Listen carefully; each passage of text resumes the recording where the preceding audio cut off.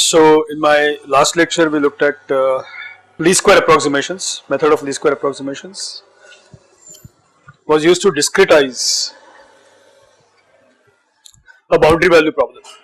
Now unlike orthogonal collocation or finite difference where we took some finite number of points and forced the residual to 0, in this case we said that sum of the square of something similar to sum of the square of errors, that is here integral of the square of the residuals. Now we wanted to minimize that instead of setting it equal to 0 in the domain, we wanted to minimize the square of the integral over the domain. So this was conceptually different from what we had done earlier. And we looked at a specific problem. So the problem that we looked at was a linear problem. So this was, so we looked at solving this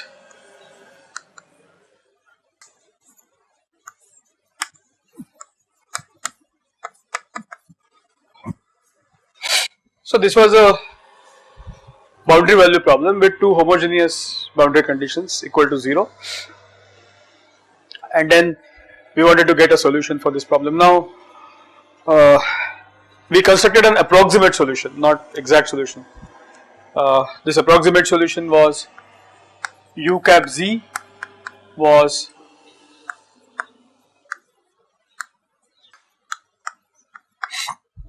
where u1 cap to um cap are some known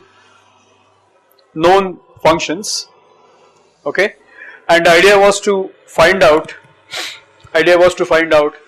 unknown coefficients alpha 1 to alpha m such that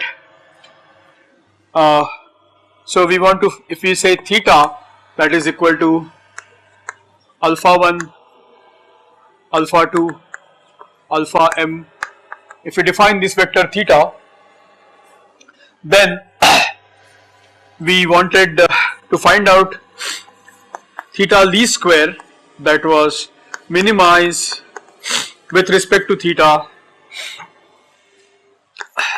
norm of L u cap z minus fz 2 square. So this is nothing but the residual, square or integral of the residual. This is minimize with respect to theta inner product of L u cap z minus fz. So we wanted to find out least square estimate such that, well, we had chosen the basis functions in this particular case such that the boundary conditions are met, okay. So we had a special case and then with this we derived the normal equation, we derived something that looked like a normal equation. So basically idea was to minimize this with respect to theta. So here between any f and g or say h and g, inner product is defined as 0 to 1 f tau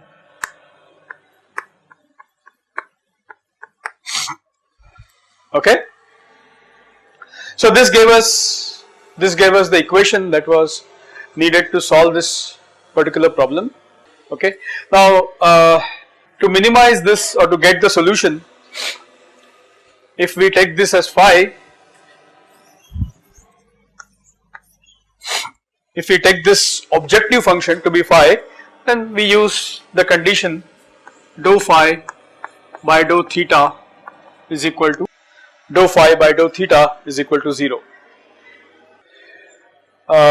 This particular condition can be used and you can obtain alpha 1 to alpha m numerically, but in a special case where L is the linear operator, okay, we could get the so-called normal equation, we could get the solution analytically. Okay, if it is not a linear operator, you will not be able to solve alpha 1 to alpha m analytically. You will have to use some numerical optimization to get the solution, and then whether there will be a unique minimum and all that is not guaranteed. But in this case, when L is a linear differential equation, we could actually find a solution to this problem. That is, we could find theta least square analytically using a equation that looked almost like normal equation. So this was the way we went about doing this. Well, there is a small modification. Suppose here, what do you do if you want to take a general case and see what if this is alpha? What if this is some A and this is some B? They are not equal to 0. Okay. Suppose this is equal to A and this is equal to B, and so well, in that case what we do is we do a simple linear transformation and then try to map it to 0 to 1. In such case, we define, instead of uz, I will call a new function, say vz, which is, I will define a transformation, I will define a new variable vz, which is uz plus b minus a times z plus a. What will be vz? You know, in terms of this new variable, I will get, it's very easy to see that I will get L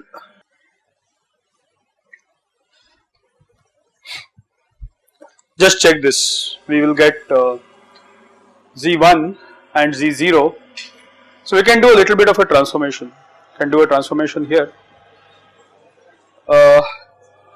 At 0, at uz, at z equal to 0, okay, you will have, this is 0, okay, sorry, this is A,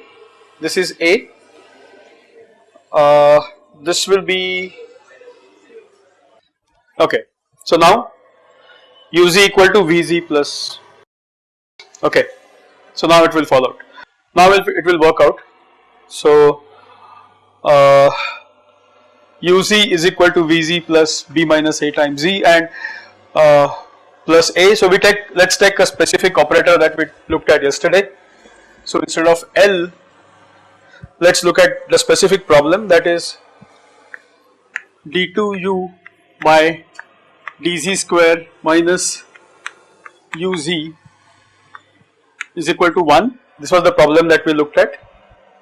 Okay, if you use this transformation, then the transform problem will be d2v by dz square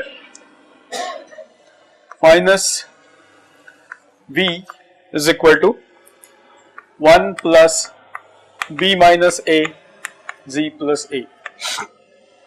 So this gets transformed to this, and you can check here, boundary conditions in terms of u will become, in terms of v will become v0 is equal to 0, v1 is equal to 0.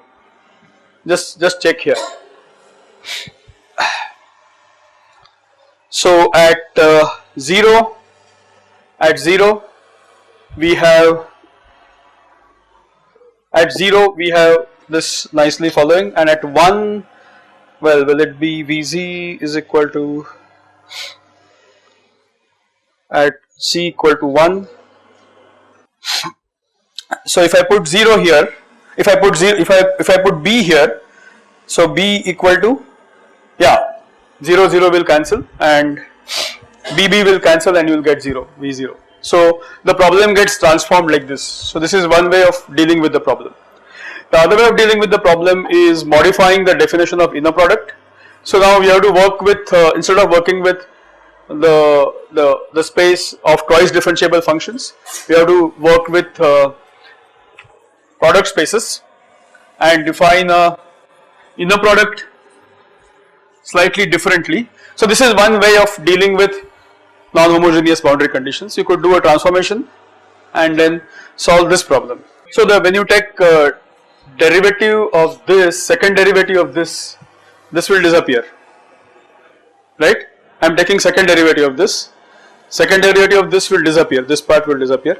What remains is still d2v by dz square, and then when you substitute this for u here, when you substitute this, okay, it will be minus of this, which on this side will become plus. So the problem gets transformed to this problem, and the earlier solution will still work.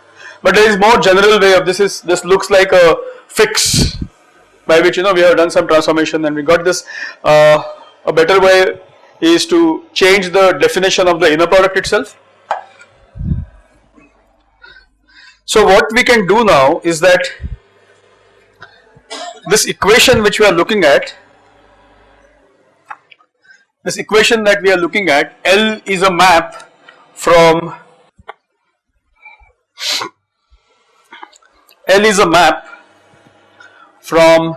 twice differentiable continuous functions to set of continuous functions over 0 to 1 cross R. This we have seen. So this is the product space, and now we have to define the inner product in slightly different way.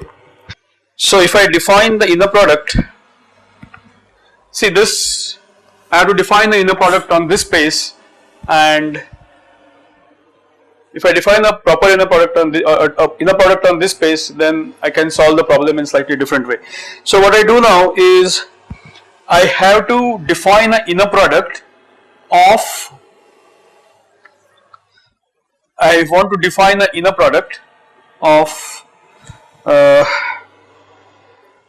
function, say ht,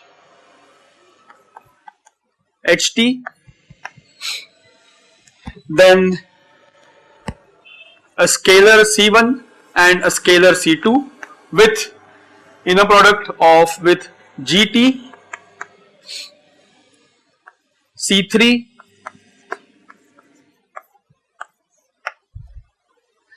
I am defining inner product on this product space.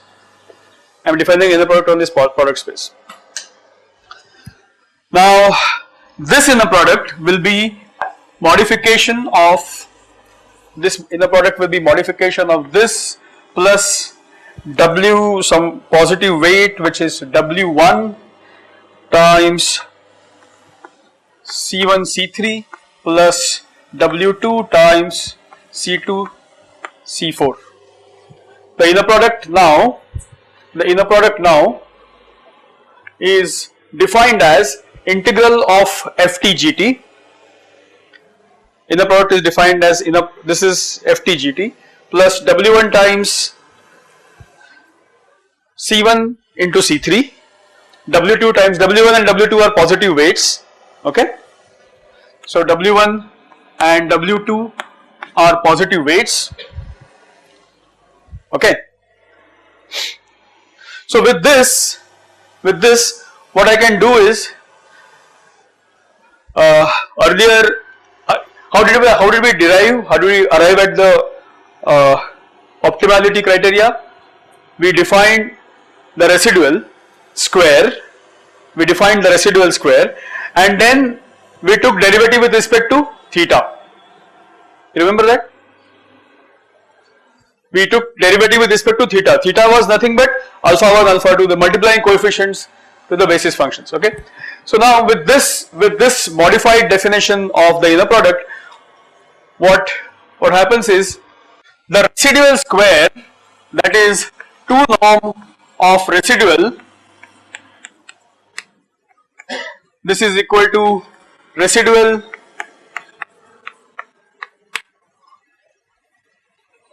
okay. Actually residual will have to be defined, so I should say residual and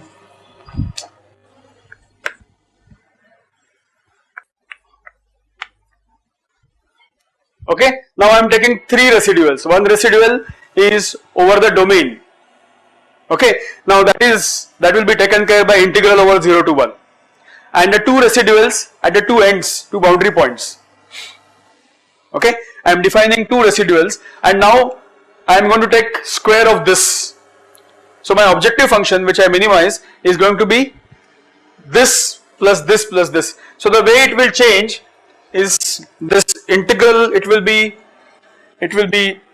so this will be equal to 0 to 1. Okay, see now just look at this. This was already there earlier. We were minimizing this earlier, right? In addition, now I have two terms. I am minimizing difference between u0 and a, b0 and u1 and b. Okay. Now when I actually minimize this, so how do I get theta? What is my approximate solution? My approximate solution is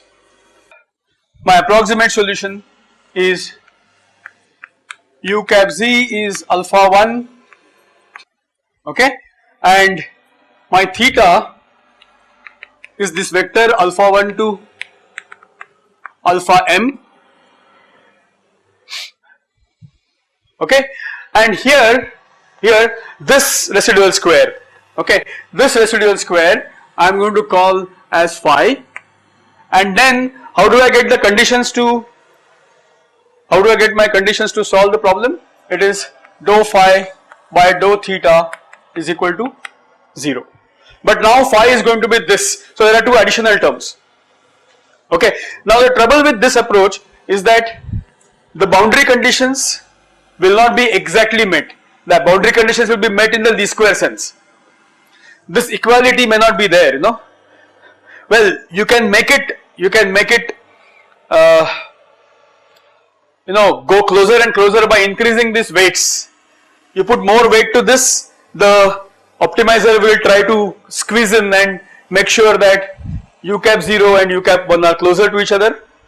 Okay. Now by this approach I don't have to choose the functions which are giving this equal to this and this equal to this. Okay. Let us say I am choosing shifted Legendre polynomials. The two boundary points are not a and b, but by this approach I can choose the coefficient such that sum of the square of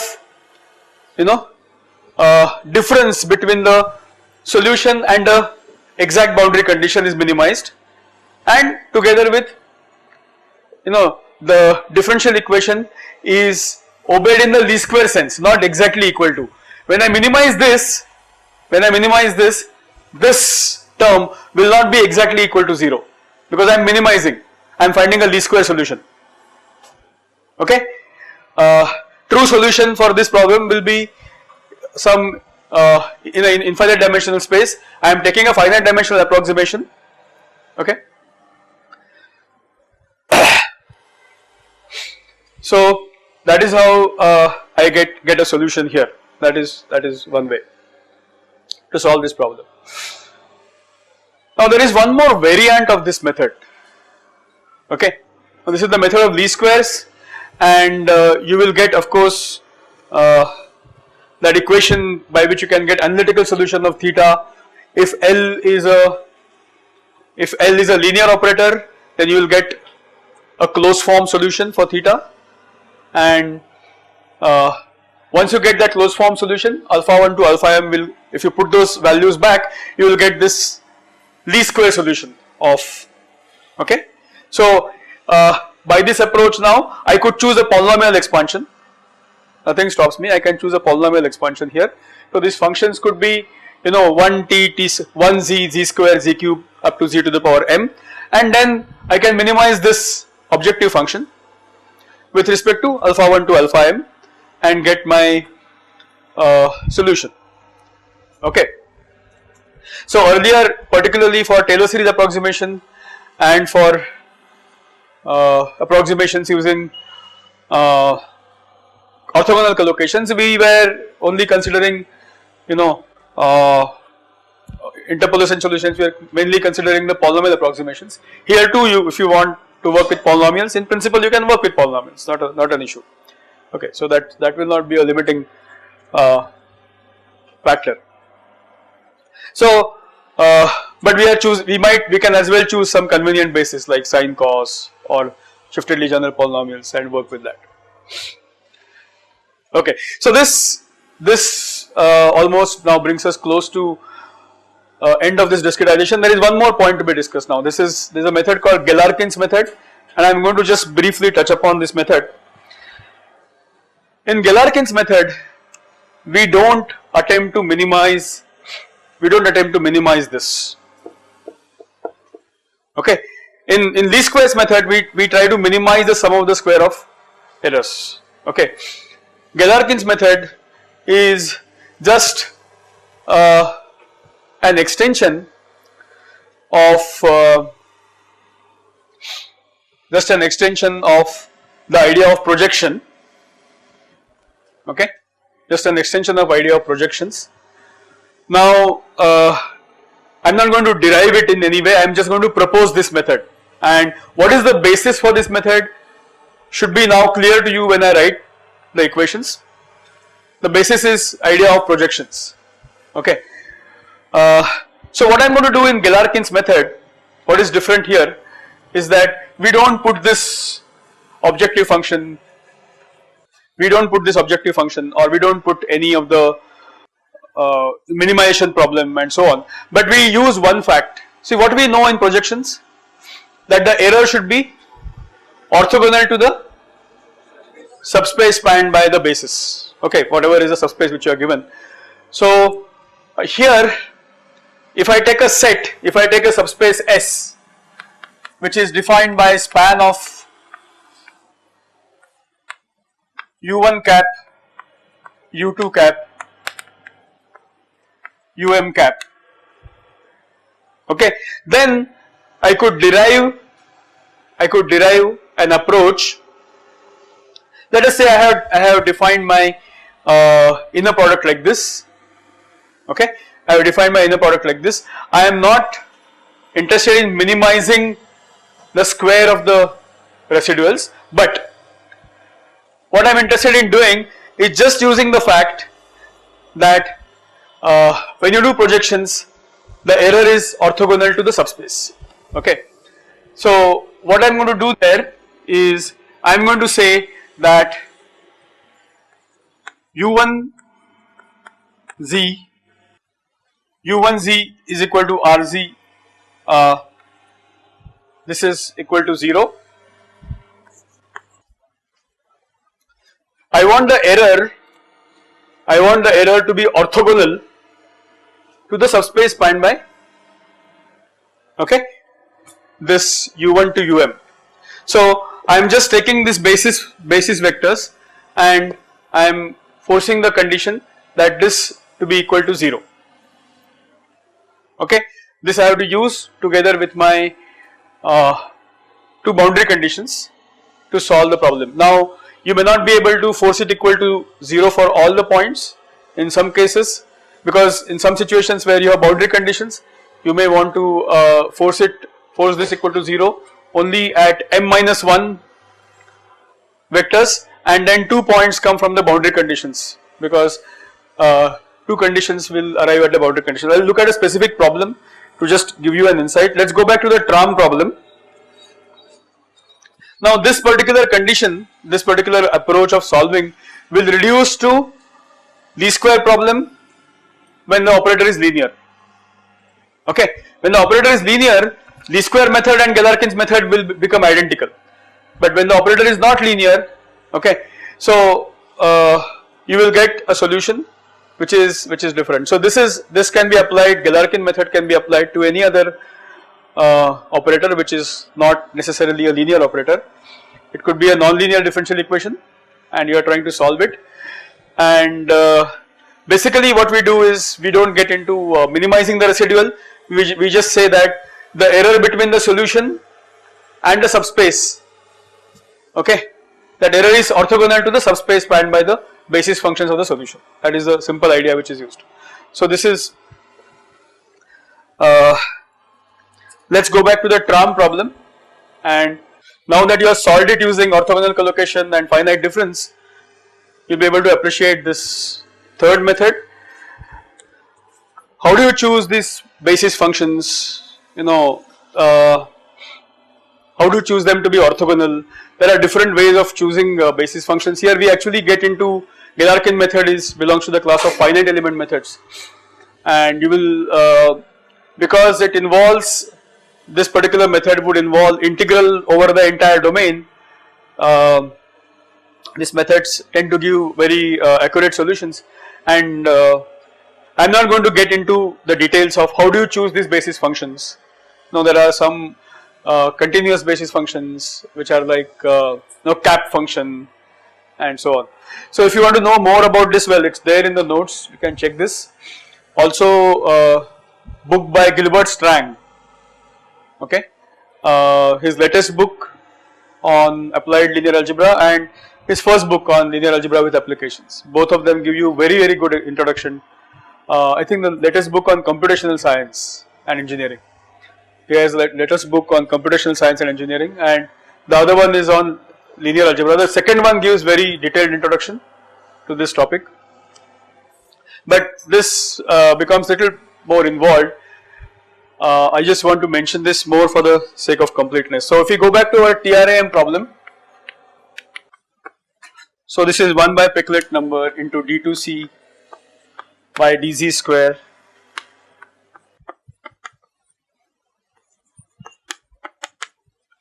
So this is the problem with two boundary conditions, dc by dz is equal to Peclet number into c minus 1 at 0 and dc by dz is equal to 0 at z is equal to 1. You already know about this problem, and what I am going to do here now is my solution here is going to be, this is going to be my approximate solution, okay, and to get the equations, what I do here is to get the equations,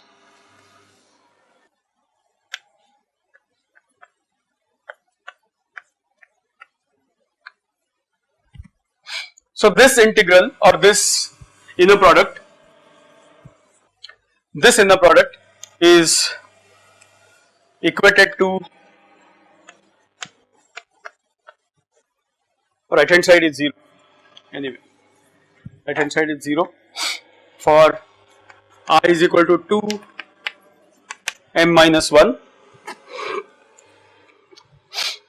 So we equate this to 0 for I is equal to 2 minus 1. Now this is, even if you take some nice functions, you just remember that I have to take second derivative of that, first derivative of that, and then square of this function, and then calculate all the integrals, okay. It's a fairly involved job in terms of computing the coefficients. Finally what you are going to get is a m minus 1 nonlinear equations in m minus 1 unknowns, sorry m minus 1 equations in m unknowns. 1 minute, we will get m minus 2 equations because we are starting with 2 and going to m minus 1, okay. So putting this will give you m minus 2 equations in m unknowns, okay. M unknowns are alpha 1 to alpha m, okay. The rest two equations will come from boundary conditions.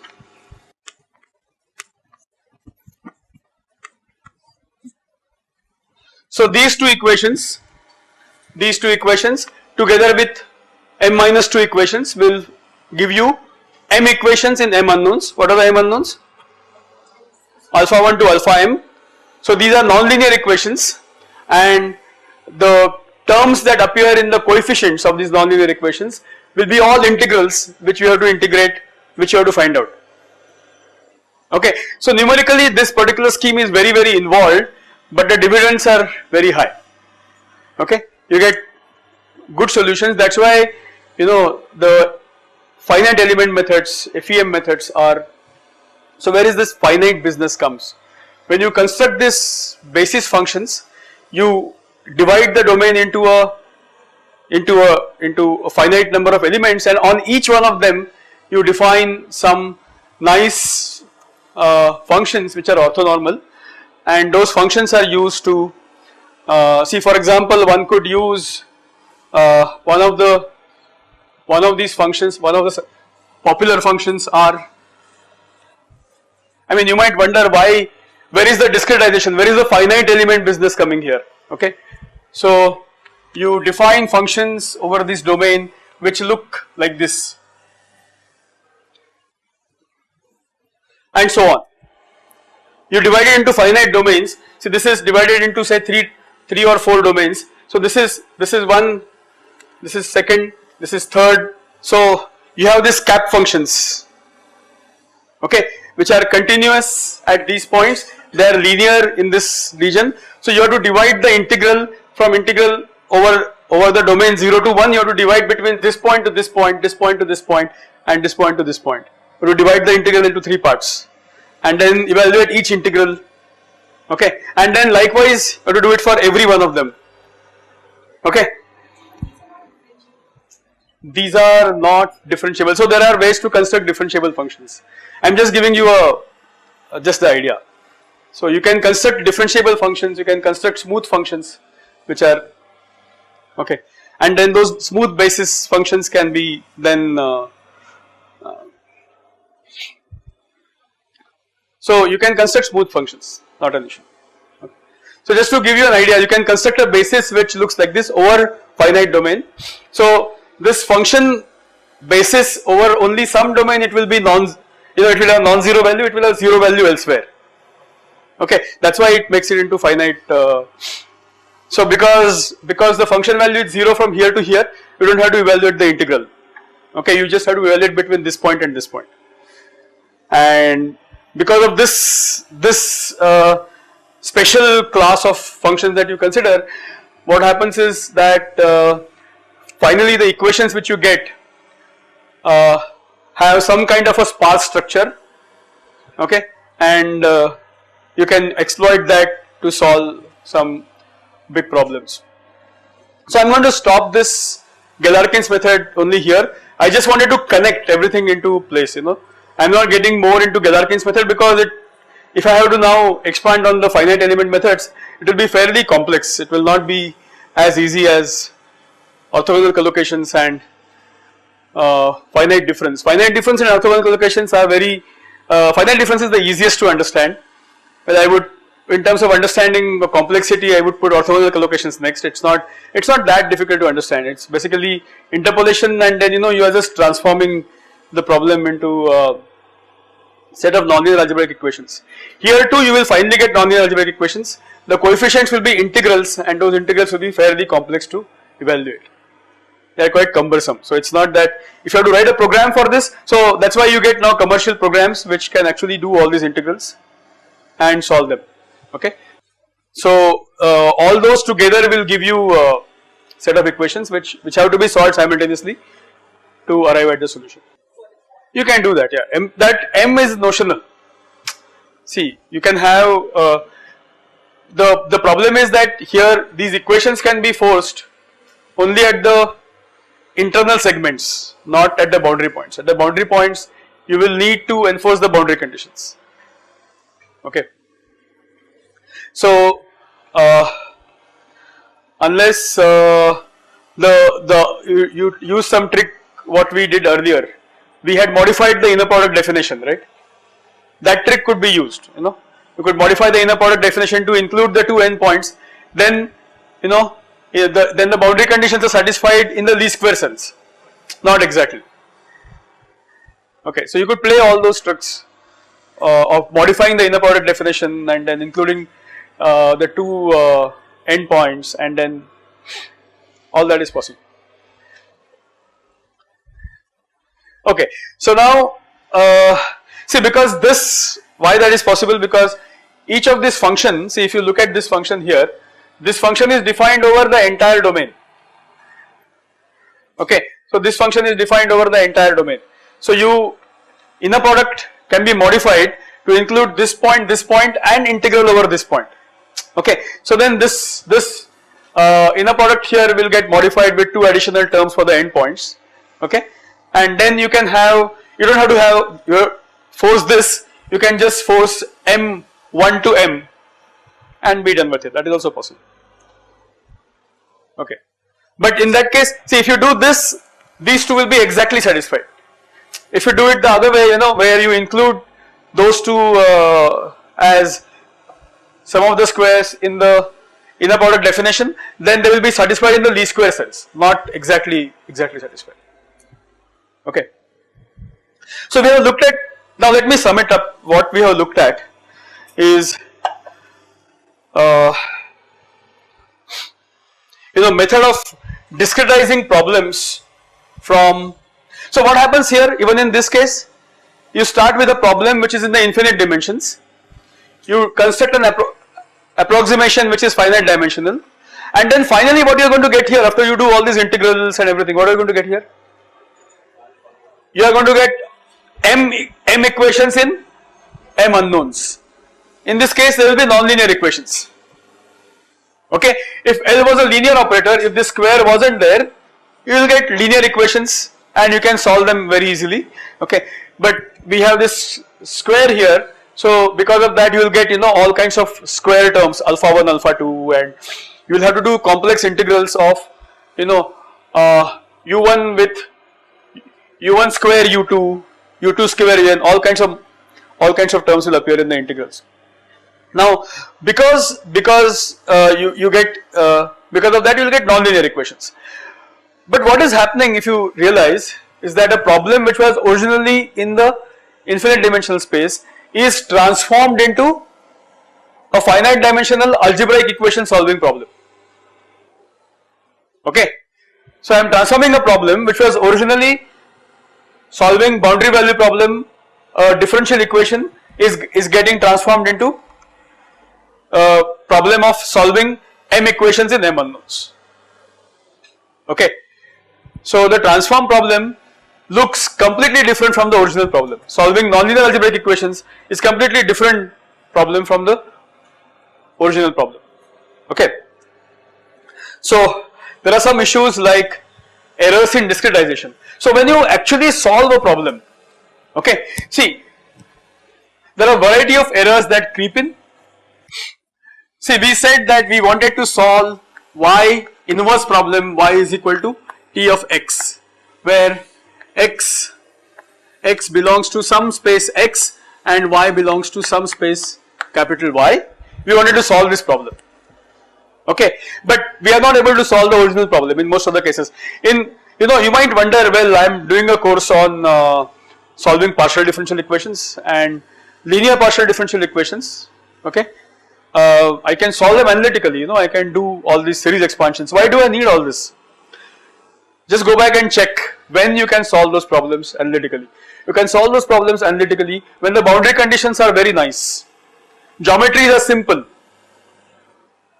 Okay, when the geometry is simple. If I ask you to solve Laplace equation to be formulated for this room, and if you do not approximate walls to be smooth walls, suppose I want to say, well, there is a small notch here and then it comes out and then, okay, my boundary is no longer straight wall. Then suppose I have a problem. See, if I take the reality that, well, the convective heat transfer from this wall is different at different places. Okay, in some region there is wall. Okay, so there will not be heat transfer. There will be there will not be convective heat transfer. There will be something like insulation. Okay, but in between there are windows. So if I take all these realities into account, my boundary conditions, even for the simple Laplace form, the linear operator, will be very complex, and I will not be able to get those closed form solutions. Those closed form solutions work. They are very nice. They give us insight. Okay, and when you can approximate geometry to be spherical, cylindrical, okay, or perfect, square, or some parallelogram, you can actually solve those problems very. But those you should look at them as some kind of limiting conditions. Approximating this room, okay, with smooth walls and only one kind of boundary conditions across this wall, and all these walls are exactly constant temperature is a simplification, and probably that was relevant 40-50 years back when computing was difficult. Now you can compute, you can say that, well, there is a small notch here and I want to compute for this, what happens here. Okay, so when even for a linear problem, when the analytical solution can be found for nice boundary conditions, they may not be computable when the boundary conditions become weird. So even for linear partial differential equations, you would need to solve them numerically. The class of problems which can be solved analytically is very small.